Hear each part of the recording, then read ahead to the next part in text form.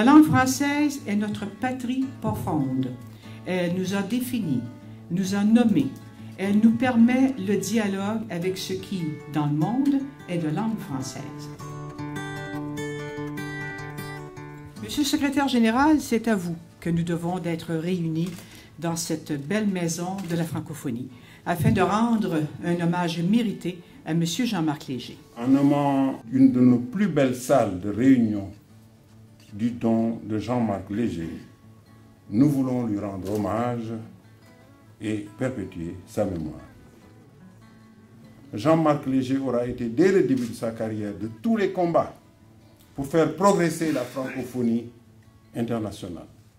Il aura œuvré dans plusieurs domaines, mais toujours la langue française en aura été le dénominateur commun.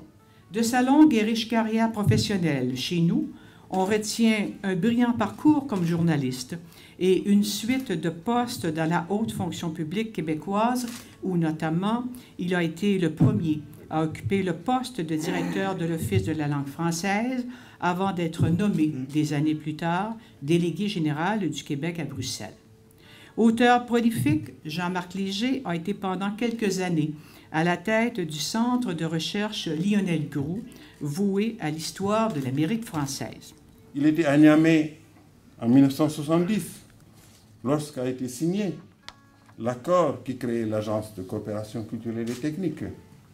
Il en a d'ailleurs été le premier secrétaire général, mettant ses talents d'organisateur et ses convictions au service de la solidarité et posant les bases d'une organisation aux multiples facettes qui deviendra l'Organisation internationale de la francophonie. Pour Jean-Marc Léger, outre son Québec, auquel il était très attaché, la francophonie aura été sa patrie. La contribution exceptionnelle de Jean-Marc Léger au rayonnement de la langue française sur tous les continents mérite notre reconnaissance et doit être une source d'inspiration et de volonté pour les générations futures. C'est un grand bâtisseur de la francophonie qui nous a quittés il y a quelques mois. Non seulement il en a été un des architectes les plus clairvoyants, les plus novateurs et les plus imaginatifs, mais il en a été aussi un des grands animateurs.